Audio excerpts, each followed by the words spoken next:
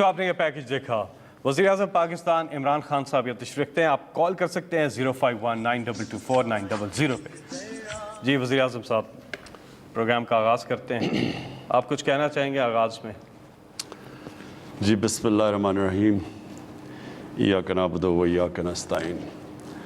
دیکھیں میں سب سے پہلے اپنی قوم سے جو سب سے اہم بات کرنا چاہتا ہوں وہ یہ کہ اللہ نے پہلے دو کرونا کے جب ویوز آئے، جب کرونا پہلی دفعہ دونوں دفعہ ہمارے ملک میں جب اوپر گئی، تو ایک قوم نے بھی اسپیشلی خاص طور پہ جو پہلی دفعہ قوم نے بھی پوری طرح تعاون کیا SOPs کے اوپر. اور ہم وہ خوش قسمت ملک ہیں جو کہ اپنے ہمسایوں کو دیکھ لیں اور بلکہ دنیا میں بھی دیکھ لیں، ہم وہ ملک ہیں اور بڑی آبادی 22 کروڑ لوگوں کی آبادی کہ ہم بڑی اللہ کے کرم سے اچھی طرح نکل گئے. ہم نے اپنی لاک ڈاؤن بھی نہیں کیا جس سے بہت غربت پیدا ہوتی ہے. ہندوستان میں 22 کروڑ لوگ غربت کی لکیر سے نیچے گئے ہیں. جتنی ہماری ساری آبادی ہے، لاک ڈاؤنز کی وجہ سے جو انہوں نے پہلی دفعہ لگائے، 22 کروڑ لوگ متاثر ہوئے، ان کی زندگی غربت سے نیچے گئے. تو ہم ادھر سے بھی بچ گئے اور اللہ کا کرم ہے کہ ہم نے دونوں طرف سے اپنی قوم کو بچا لیا. اب یہ تیسرا ویو ہے ہندوستان میں. اگر آپ دیکھ لیں کہ کیا حالات ہیں، بنگلہ دیش میں بڑی تیزی سے اوپر جا رہے ہیں کیسز، نیپال میں جا رہے ہیں، ایران میں جا رہے ہیں، ہمارے ارد گرد یہ سارے ہمارے ہمسائے ہیں. تو اگر اس کے مقابلے میں پاکستان دیکھیں تو ہمیں اللہ نے ابھی بھی بچایا ہوا ہے. تو میں یہ چاہ رہا ہوں کہ یہ جو عید کی چھٹیاں ہیں، اپنی قوم کا، اپنے لوگوں کا، اپنے بڑوں کا ابھی سے خیال رکھیں. جتنی آپ احتیاط کریں گے، میں آپ کو یقین دلاتا ہوں کہ اتنا ہی ہم اس عذاب سے نکل جائیں گے. اگر خدا نخواستہ ہم نے احتیاط نہ کی، پھر سے میں یہ کہتا ہوں کہ ہندوستان میں جو آج حالات ہیں، اور مجھے بڑا افسوس ہوتا ہے دیکھ کے کہ جس طرح کے وہاں ہسپتال بھرے ہوئے ہیں، سڑکوں پہ لوگ مر رہے ہیں، آکسیجن کی کمی ہے، اور ابھی بلکہ کیسز بڑھتے جا رہے ہیں، نیچے نہیں آ رہے. ہمارا جو تیسری بھی جو ویو ہے، ہمارے اب کیسز اوپر نہیں جا رہے، ہمارے اب سٹیڈی ہو گئے ہیں. میں کل ہسپتال میں بھی گیا، میں نے خود پیمز میں جا کے ڈاکٹر سے بھی بات چیت کی، تو انہوں نے بھی مجھے یہ خوشخبری سنائی کہ وہ جو تیزی سے کیسز اوپر بڑھ رہے تھے وہ اب نیچے نہیں آ رہے، لیکن تیزی سے اوپر نہیں جا رہے. اس لیے میں آپ سب سے درخواست کروں گا، بلکہ میں آپ سب کو اپنے ملک کے لیے، اپنی قوم کے لیے، اپنی فیملیز کے لیے تاکید کروں گا کہ اب SOPs اور SOPs کے جو سب سے بڑا SOP ہے وہ یہ ہے. 50% دنیا اب یہ اس تجربے سے نکل چکی ہے کہ 50% یہ کرونا کم پھیلتی ہے اگر آپ نے ماسک پہنے ہوئے ہو. خاص طور پہ بند جگہوں کے اوپر، خاص طور پہ جدھر زیادہ لوگ جمع ہوتے ہیں. کھلی جگہوں کے اوپر پھر بھی اگر فاصلے ہیں تو پھر گزارا ہو جاتا ہے، لیکن جدھر قریب ہیں لوگ اور بند جگہ ہیں ادھر ضرور یہ عید کی چھٹیوں میں ماسک پہنیں. اپنے آپ کو بچائیں، اپنے بزرگوں کو بچائیں، اپنے جو بیمار لوگ ہیں ان کو بچائیں، اپنی قوم کو بچائیں کہ مجھے لاک ڈاؤن نہ کرنا پڑے. لاک ڈاؤن کا سب سے بڑا نقصان غریب لوگوں کو ہوتا ہے، غربت پھیلتی ہے. چھابڑی والے، ریڑھی والے، دہاڑی دار، یہ سب متاثر ہوتے ہیں جب لاک ڈاؤن لگتا ہے. تو یہ عید کی چھٹیوں میں ہم نے آپ کو کہا کہ اگر پرہیز کر لیں، ایک مختلف قسم کی عید کر لیں، تو یہ جو مشکل، یہ جو اوپر ایک تیزی سے کیسز بڑھ رہے تھے، جو ابھی تک ہمارے ہسپتال بچے ہوئے ہیں، ہم انشاءاللہ اس تیسرے ویو سے بھی نکل جائیں گے. 05192249000 ہمارے ساتھ پہلے کالر کون ہے؟ السلام علیکم. السلام علیکم. جی بات کیجیے گا.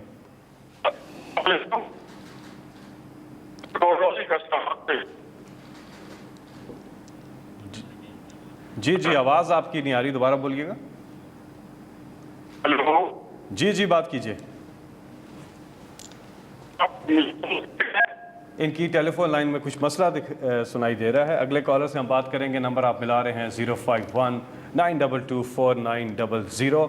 آپ کال کر رہے ہیں پاکستان سے بھی کال کر سکتے ہیں, آپ اگر باہر ہیں باہر سے بھی کال کر سکتے ہیں. اضافی کوڈ آپ کو شامل کرنا ہوگا 9251. اگلے کالر ہمارے ساتھ. جی السلام علیکم. ہیلو جی, ان کی بھی کال لگتا ہے ڈراپ ہو گئی ہے. اگلے کالر سے بات کریں. کافی لوگ کال کرنے کی کوشش کر رہے ہیں اس نمبر پہ. نمبر آپ کی اسکرین پر بھی آ رہا ہے 051-922-4900.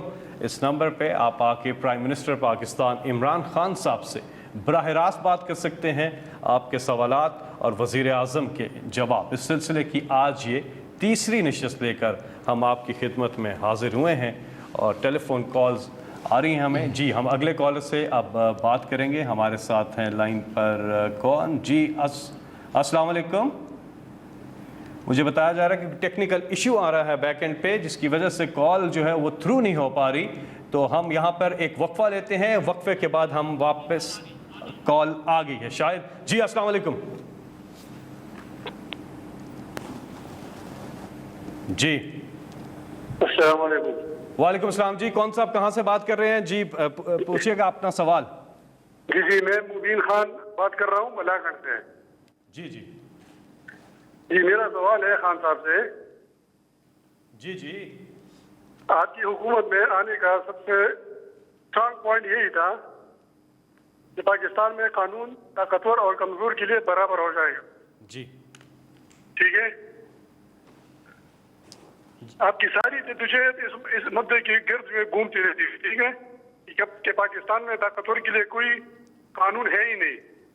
خان صاحب مجھے سمجھ نہیں آئی کس چیز کے لیے قانون. کہہ رہے ہیں پاکستان میں طاقتور اور کمزور کے لیے ایک قانون نہیں ہے. جی جی اچھا جی. طاقتور لوگ جو ہے نا وہ قانون کو اپنے حق میں موڑ لیتے ہیں. ٹھیک ہے ٹھیک ہے جی, سمجھ آ گیا. جی میں سمجھ گیا. اچھا اب میں اپنی قوم سے تھوڑی سی آپ سے یہ آپ کو زحمت دوں گا کہ تھوڑا سا لمبا اس کی جو میں نے آپ کی وضاحت کروں گا تھوڑا سا ذرا ٹائم لوں گا, لیکن میں یہ چاہتا ہوں بڑی غور سے آپ میری یہ بات سنیں, کیونکہ میری جو جماعت بنی تھی آج سے 25 سال پہلے اس کا نام تھا تحریک انصاف. یہ کیوں میں نے جماعت بنائی تھی جبکہ اللہ نے ایک انسان کو سب کچھ دے دیا تھا, سب سے زیادہ شہرت ملی تھی, جتنی اللہ نے مجھے جو دیا تھا پیسے میری ضرورت کے مطابق بہت تھے. میں ایک وہ انسان جس کو کوئی کام کرنے کے میرے پاس جتنا پیسہ تھا میں کچھ بھی نہ کرتا تو اپنی زندگی گزار سکتا تھا. تو میری طرح کا آدمی کیوں آیا سیاست میں, یہ آپ نے سمجھنا ہے. اور کیوں پارٹی کا نام رکھا ہے تحریک انصاف. دیکھیں میری عمر اتنی ہے جتنی پاکستان کی عمر ہے, تقریباً 5 سال بڑا ہے پاکستان میرے سے. تو میں نے پاکستان کو اپنے سامنے ہم نے بڑے ہوتے دیکھا. میں پاکستان کے ساتھ بڑا ہوا اور مجھے موقع بھی ملا کہ 18 سال کی عمر کے بعد میں برطانیہ چلا گیا. ادھر میں نے یونیورسٹی میں گیا, ان کا میں نے سسٹم سٹڈی کیا. پھر کرکٹ کی وجہ سے میں ساری دنیا میں گیا اور ادھر دنیا کے میں نے سسٹمز دیکھے. اور یونیورسٹی کے اندر جو میری ڈگری تھی وہ پولیٹکس اور اکنامکس میں تھی, تو میں نے پولیٹیکل سائنس پڑھی. اب میں یہ چاہتا ہوں آپ میری ایک بڑی غور سے بات سنیں. دنیا کی تاریخ میں جو سویلائزیشن جو قوم اوپر گئی ہے اس میں سب سے بڑا کام اس نے یہ کیا تھا, قانون کی بالادستی لے کے آئے تھے. جو باقی دنیا سے بہتر ان کی قانون کی بالادستی تھی. دیکھیں 2 قسم کے قانون ہیں. ایک انسانی قانون ہے جدھر قانون کی جانوروں کے پروگرام دیکھتے ہیں اینیمل پلانٹ یا نیشنل جیوگرافک پہ, تو وہاں کیا ہوتا ہے, جو طاقتور ہوتا ہے وہ کمزور کو کھلے عام مارتا ہے, کوئی اسے پوچھنے والا نہیں ہے, اور جو کمزور ہے وہ چھپتا پھرتا ہے. تو جو انسانی معاشرہ ہے اس میں فرق یہ ہے کہ وہاں قانون ہوتا ہے, اور قانون کا مطلب کیا ہوتا ہے, کمزور کو طاقتور سے تحفظ دینا. کمزور اور طاقتور جتنا اچھا آپ کا قانون ہوتا ہے، کمزور اور طاقتور قانون کے سامنے ایک برابر ہوتے ہیں۔ جب میں آپ کو مدینہ کی ریاست کی بات کرتا ہوں، لوگوں کو سمجھ جی مدینہ کی ریاست ہے جی، سوئچ آن ہو گیا، ایک دم دودھ کی نہریں بہنی شروع ہو گئی۔ مدینہ کی ریاست میں نبی صلی اللہ علیہ وسلم دنیا کے سب سے عظیم لیڈر نے ابھی سوئچ آن ہو گیا، ایک دم دودھ کی نہریں بہنی شروع ہو گئی۔ مدینہ کی ریاست میں نبی صلی اللہ علیہ وسلم دنیا کے سب سے عظیم لیڈر نے ابھی خوشحالی نہیں وہاں آئی تھی، حالات برے تھے، لیکن انہوں نے قانون کی بالادستی، اور قانون کی بالادستی کا مطلب کہ انہوں نے کہا تھا کہ تمہارے سے پہلے بڑی قومیں تباہ ہوئی، جدھر طاقتور کے لیے ایک قانون، کمزور کے لیے دوسرا، یعنی کہ جدھر ناانصافی تھی، جو حضرت علی رضی اللہ تعالیٰ کو کال تھا کہ کفر کا نظام چل جائے گا لیکن ظلم اور ناانصافی کا نظام نہیں چل سکتا۔ جب برطانیہ میں سیکنڈ ورلڈ وار میں، دوسری جنگ عظیم میں، جب ہٹلر کی فوجیں تیار بیٹھی تھی برطانیہ کے اوپر حملہ کرنا، فرانس کی ساحل پہ تیار بیٹھی تھی حملہ کرنے کے لیے، اور ہٹلر کے جو جیٹ تھے وہ بمباری کر رہے تھے اور تباہ کر رہے تھے برطانیہ کو، تو لوگ گھبرا کے پہنچے اپنے لیڈر کے پاس، پرائم منسٹر ونسٹن چرچل کے پاس، تو انہوں نے کہا کیا ہم بچ جائیں گے، کیا ہماری قوم بچ جائے گی؟ تو ونسٹن چرچل نے جواب دیا کیا ہماری عدالتیں انصاف دے رہی ہیں؟ انہوں نے کہا اس سے کیا تعلق ہے؟ اس نے آگے سے جواب دیا کہ جب تک ہماری عدالتیں انصاف دیتی ہیں کوئی ہمیں تباہ نہیں کر سکتا۔ اور دنیا کی تاریخ آپ اٹھا کے دیکھ لیں، قومیں تباہ کب ہوئی ہیں؟ کبھی بمباری سے، جنگ ہارنے سے قومیں نہیں تباہ ہوئیں۔ دوسری جنگ عظیم میں جرمنی بھی تباہ، جاپان بھی تباہ، ایک بلڈنگ نہیں کھڑی، 8-10 سالوں میں قومیں پھر کھڑی ہو گئی، عظیم تکڑی قومیں بن گئی۔ کیونکہ قوم تباہ تب ہوتی ہے جب اس کے اندر اخلاقی جرات ختم ہو جاتی ہے انصاف دینے کے لیے، جب وہ یہ فرق کرتا ہے امیر کے لیے قانون، غریب کے لیے دوسرا۔ اور یہ کیوں ہے؟ کیوں ہمارے نبی صلی اللہ علیہ وسلم نے کہا تھا میری بیٹی بھی اگر جرم کرے گی اس کو سزا ملے گی؟ یہ کیوں کہا تھا انہوں نے؟ وہ اس لیے کہا تھا کہ جب طاقتور جرم کرتا ہے، پیسے چوری کرتا ہے، جب ایک ملک کا پرائم منسٹر پیسے چوری کرتا ہے، میرے وزیر پیسے چوری کرتے ہیں، ہم تو ملک کا خزانہ لوٹ سکتے ہیں، وہ بیچارہ غریب آدمی جو سائیکل چوری کرتا ہے، بھینس گائے چوری کرتا ہے، اس سے تو ملک تباہ نہیں ہوتے۔ تباہ تب ہوتے ہیں جب ملک سربراہ پیسہ چوری کرنا شروع کرتے ہیں، طاقتور پیسہ چوری کرتا ہے، وہ ملک کے پیسے باہر بھجواتے ہیں، پہلے چوری کا نقصان، پھر ملک کا، کیونکہ وہ چوری چھپ نہیں سکتی، وہ باہر بھجواتے ہیں، اگلا وہ نقصان منی لانڈرنگ کا، کرنسی کے اوپر فرق پڑتا ہے، آپ کا کرنسی کمزور ہو جاتی ہے کیونکہ پیسہ باہر چلا جاتا ہے، ڈالر باہر چلے جاتے ہیں۔ فیکٹ آئی پینل ہے، ایک سیکرٹری جنرل یونائٹڈ نیشنز نے اپنے نیچے ایک پینل بنائی، اس کی جو رپورٹ آئی ہے وہ میں بار بار چاہتا ہوں آپ سنیں۔ یہ ہمارا ہی صرف مسئلہ نہیں، یہ ہر غریب ملک کا مسئلہ ہے، ہر غریب ملک کا مسئلہ ہے جدھر ان کے طاقتور لوگ ان کا ملک کا پیسہ چرا کے ملک سے باہر لے کے جا رہے ہیں۔ وہ ان کے بھی اسی طرح ہی ہیں، بڑے بڑے مغربی کیپٹلز میں ان کی جائیدادیں ہیں، فلیٹ ہیں، آف شور اکاؤنٹس ہیں، یہ ساری تیسری دنیا کا مسئلہ ہے۔ 1000 ارب ڈالر 1000 ارب ڈالر غریب ملکوں سے ہر سال چوری ہو کے باہر جاتا ہے۔ تو وہ غریب ملکوں میں اور امیر ملکوں میں فاصلے بڑھتے جا رہے ہیں، غریب ملک مقروض اور غریب ہوتے جا رہے ہیں، امیر ہوتے جا رہے ہیں، یہ دنیا کے اندر آج ہے۔ تو جو پاکستان کا مسئلہ جب سے میں جانتا ہوں، جس طرح میں اس کے ساتھ بڑا ہوا، ایک فیصلہ ہوا جسٹس منیر کا، جب انہوں نے ڈاکٹرن آف نیسیسٹی کے تحت ایک مارشل لاء کو انہوں نے اجازت دے دی، یعنی کہ قانون کی حکمرانی کے بجائے طاقت کی حکمرانی آ گئی۔ تب سے یہ مسلسل ہمارے ملک میں جو رول آف لاء ہے، جو قانون، جو انصاف ہے، وہ آیا ہی نہیں۔ وہ اب ہر مارشل لاء میں ویسے ہی ختم ہو جاتا تھا، جب جو ڈیموکریٹس آتے تھے انہوں نے ویسے ہی جو ڈیموکریٹس تھے ان کو تو قانون کی بالادستی قائم کرنی چاہیے تھی. یہاں ایک ڈیموکریٹک لیڈر نواز شریف نے ڈنڈوں سے سپریم کورٹ کے اوپر حملہ کیا اور اس جج بیچارہ اپنی جان بجا کے سجاد علی شاہ بھاگا اور پھر باقی ججز کو پیسے دیے اس جج کو, چیف جسٹس کو باہر نکالنے کے لیے. تو جو پہلی دفعہ یہ جو شروع ہوا قانون کی بالادستی کی جنگ, وہ ہوئی جب کہ جنرل مشرف نے ایک چیف جسٹس کو نکالا, اور مجھے بڑا فخر ہے کہ میں نے اس میں پوری شرکت کی, میری اور میری پارٹی نے. میں وہ لیڈر تھا جس کو جیل میں ڈالا گیا, باقی لیڈرز دو تو مین تو پھر باہر بھاگ گئے تھے اپنے بڑے بڑے محلوں میں رہنے کے لیے. میں جو یہاں تھا مجھے اس نے جیل میں ڈالا کیونکہ میں اس چیف جسٹس کے ساتھ اس کے ساتھ کھڑا تھا. تب سے ملک میں تبدیلی آنی شروع ہوئی ہے. اب ہماری حکومت وہ ہے جو کسی قسم کی مداخلت عدلیہ کے نظام میں نہیں کرتی. میں آج فخر سے یہ کہتا ہوں کہ جو پہلی ڈیموکریٹک حکومتوں سے اور ہمارا مقابلہ نہ ہم نیب میں کوئی انٹرفیئر کرتے ہیں نہ اس میں, کیونکہ ہم قانون کی بالادستی چاہتے ہیں. لیکن میں صرف قوم کو آخری بات یہ کہنا چاہتا ہوں کہ یہ ایک جہاد ہے. اللہ نے ہمیں حکم دیا ہے کہ میری زمین پہ انصاف قائم کرو. یہ جو طاقتور کو قانون کے نیچے لانا ہے یہ ایک جہاد ہے. میں اس کو جہاد سمجھتا ہوں کیونکہ جس دن ہم یہ کامیاب ہو گئے, کیونکہ یہ جو مافیاز ہیں, یہ مافیاز کون ہیں؟ مافیا کا مطلب کیا ہے؟ مافیا کا مطلب یہ ہے کہ جو ایک کرپٹ نظام سے فائدہ اٹھا رہے ہیں, جو یہ پولیٹیکل لوگ ہیں جنہوں نے 30 سال اس ملک کو لوٹا ہے, یہ سارا جو مافیا بیٹھا ہے یہ نہیں چاہے گا قانون کی بالادستی آئے.